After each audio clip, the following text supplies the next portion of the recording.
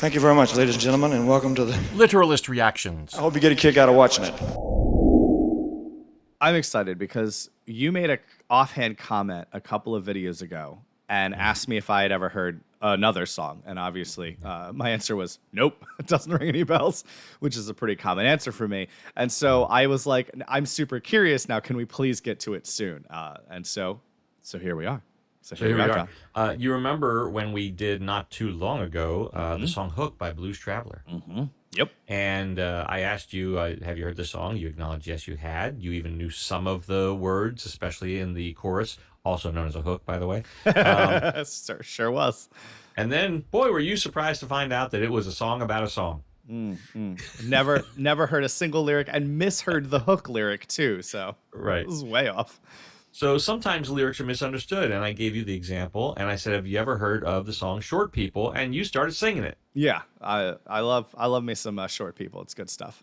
Short people got no reason. You got to sing it like Randy Newman, though. No reason. Right. So anyway, that song was banned, and that song had a lot of controversy around it because you can't just go around making fun of short people, which of course isn't what Randy Newman was doing at all. He was talking about the social injustice of racism in that song, and he was using short people as an example. Okay, so songs sometimes have one meaning, but they can be misunderstood if you don't know the intent.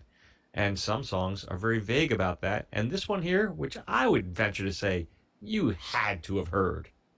It was the first video ever played on MTV Europe. Okay, when MTV moved to Europe. I'm not sure I've ever actually seen MTV. But here it is. It's called Money for Nothing, and the song is Dire Straits. All right. Dire Straits. Here we go. Oh, has a very slow intro. I'll give it that. It does have a very long, slow intro, sung by a guest vocalist. Let's see if you can figure out who it is.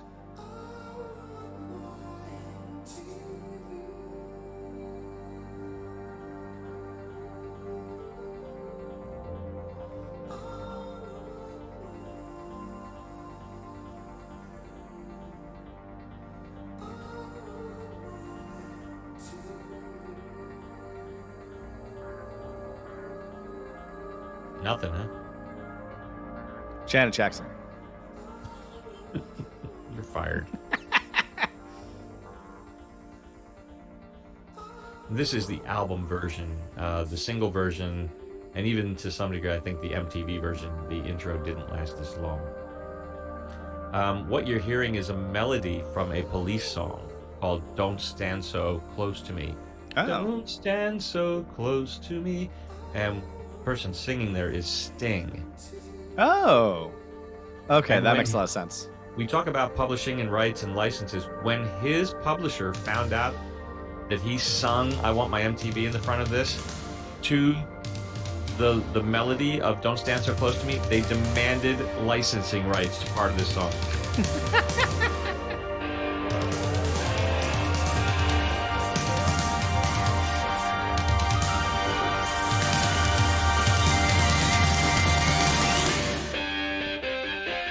All right. Mark Knopfler is the guitar player for Dire Straits, and he is the guitar player's guitar player.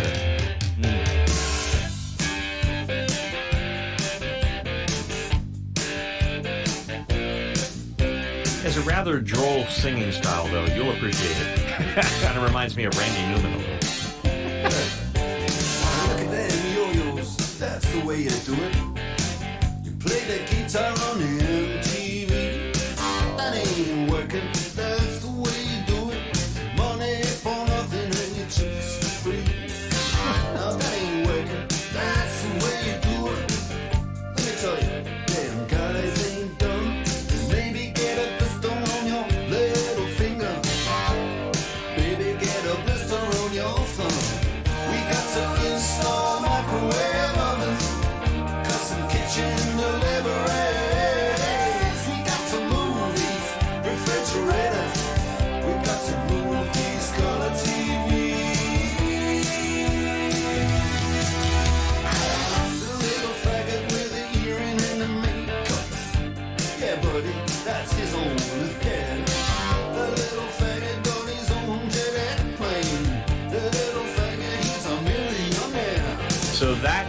lines right there. Got the song banned from BBC Radio. Yeah, I could see it. I was like, this song didn't get radio play. Actually, it's a #1 song, and it got massive radio play all over the world. Really? This was a huge, huge hit. Huh. And on MTV with those words, of course. I feel like 80 something, 85, 86. Well, I mean, I'm only a little bit into the song, but I feel like so far this is making fun of MTV. I don't think this is pro MTV. It sounds like he's calling the people that play guitar specifically on MTV, I don't know, like worthless, lazy, and yet they still get all the money and the chicks for free. That's sort of the vibe I get. I think that his line about how you might get a blister on your pinky or thumb came directly after playing guitar. So I'm assuming that's from, playing guitar. You're going to get blisters. But I don't know. I don't think you get blisters, though. You get calluses, right? So I don't know if that's right. All right, keep listening. We'll see if it clarifies a little bit, but I might need to help you out on this one. All right.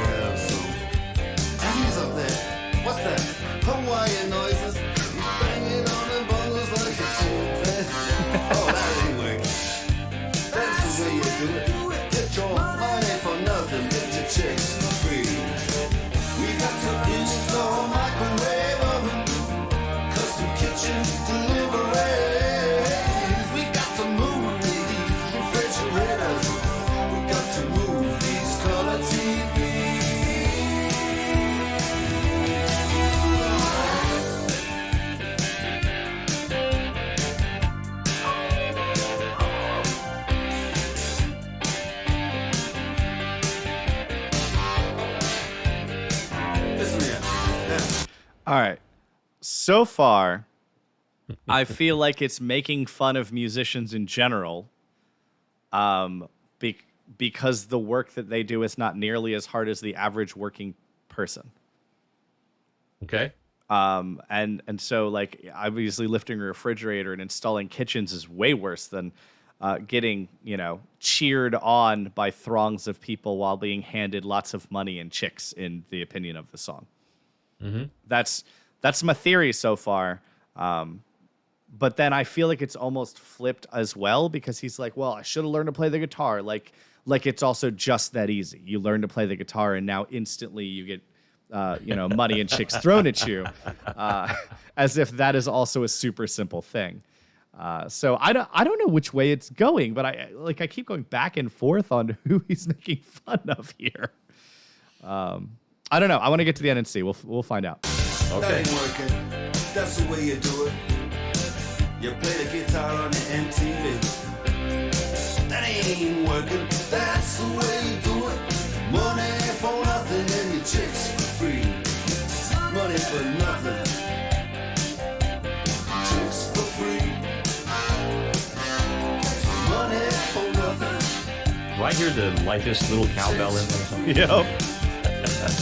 Ooh, and money for nothing. Chicks for free. Money for nothing. Chicks for free.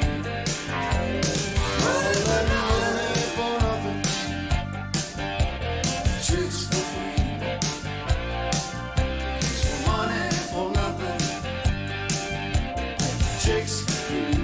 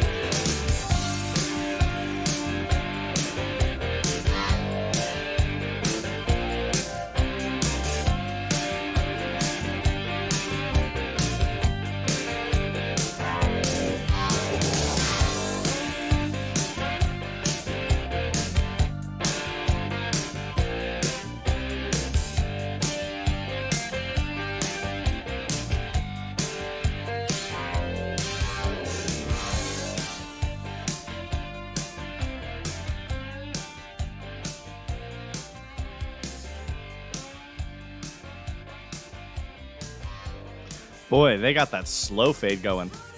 Low fade, but so you haven't heard that song? No. That is so unusual to me. You've never heard "Money for Nothing." No, if I've ever heard that song, it had to be super background when I was out at a restaurant or something, and it made no imprint on me at all. Wow.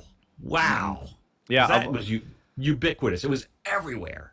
Well, About the time you were born. I was gonna say, yeah, when. Okay.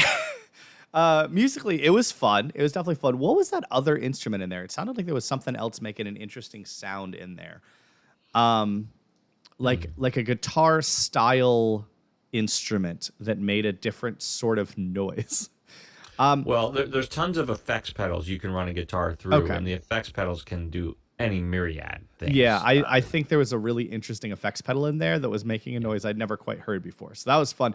I think it was a real missed opportunity in this song. Uh-oh. They clearly talked about a bunch of chimpanzees beating bongos, and then there was zero bongo riff. Like, that was the perfect Oh, you moment. think there should have been a bongo riff at that moment? It was would have been the perfect moment for a bongo riff.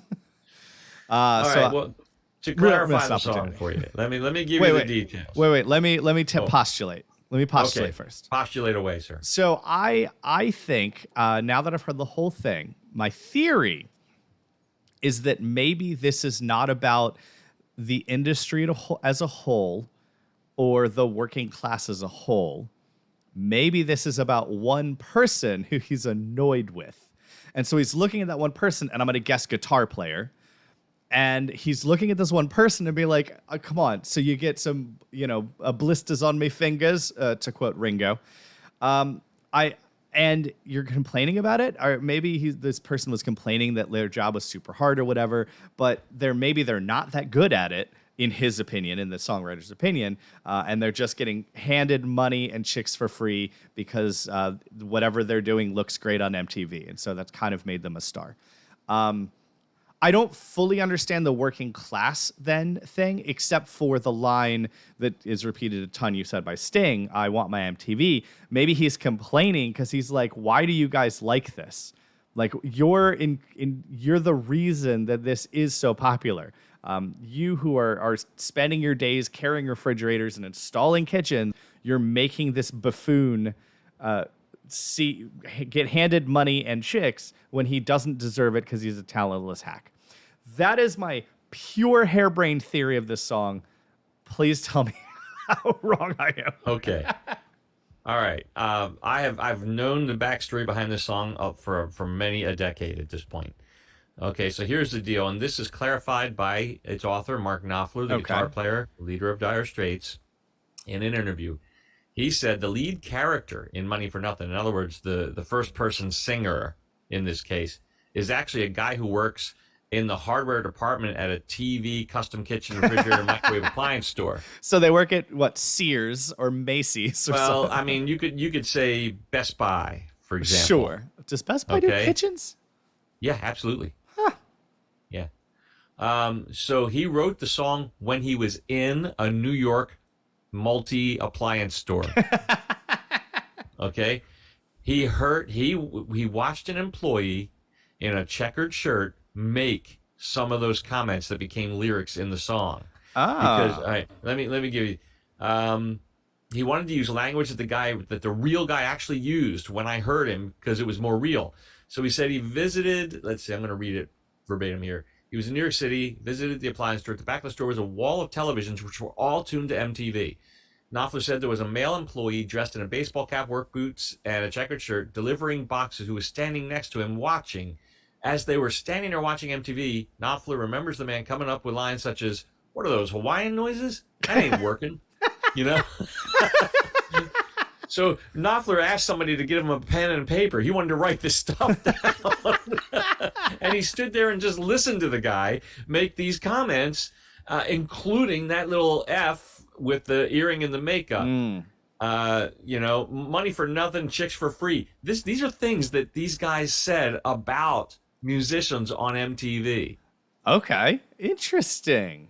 So it's the perspective of the working man in the store knowing that they have to haul refrigerators around the county or whatever, you know, and these guys they might get a little blister on their finger. Yeah, ooh, hard life, Mr. Musician. I should have learned to play the guitar. Here's my real question then. Was that employee given a writer's credit and I'm going to royalties? bet he wasn't. I'm going to bet he was not offered a writer's credit. I got to be honest, he's kind of right. And the writer of the song is a real dick. He stole, the words from another person. He literally didn't give him a writer's credit. He then got money and chicks for free because he did not write all the lyrics. Oh, wow. Talk about turnabout being unfair play. I know. Well, no, that was a fun song though. Fascinating. Yeah, I guess it's kind of neat that a lot of artists will just take inspiration from wherever they happen to be. You know, like at their core, I think a good musician is just a creative person. And it doesn't matter where they are, what's going on, that creativity can strike. Even if it is thieving and not compensating a hardworking man. Wow. Man, you're harsh. It's my hot Anyway, take. that song hit top 40 in Australia, Austria, Belgium, Canada, Europe, Finland, France, Ireland, Netherlands, New Zealand, South Africa, Spain, Switzerland, the UK, the US, and West Germany. Wow. That song was huge. 600,000 copies in the UK alone. There's not that many people in the UK. That's not true. There are more people. I know it's not true.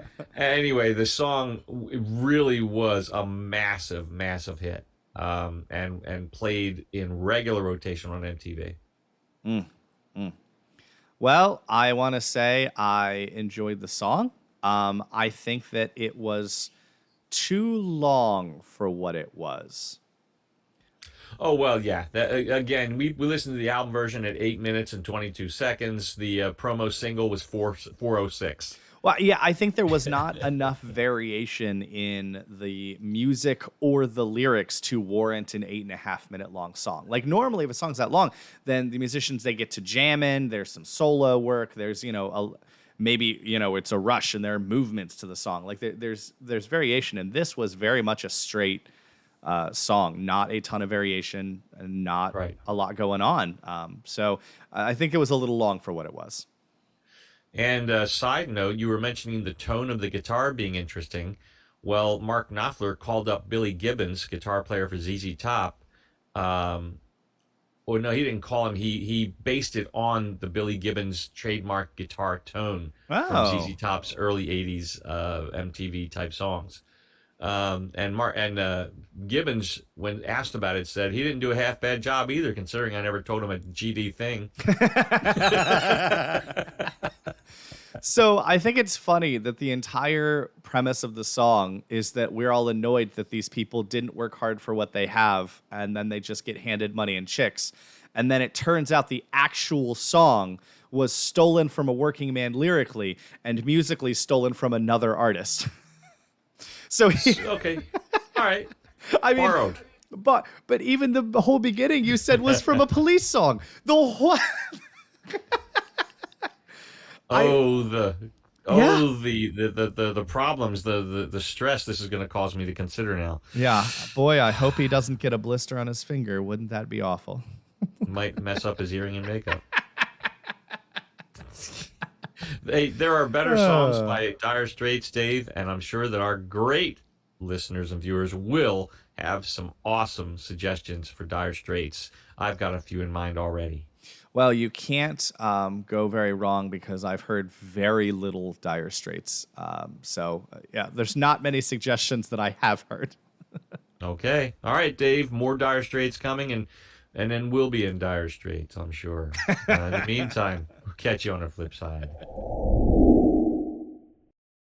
Thank you very much, ladies and gentlemen, and welcome to the... Literalist reactions. I hope you get a kick out of watching it.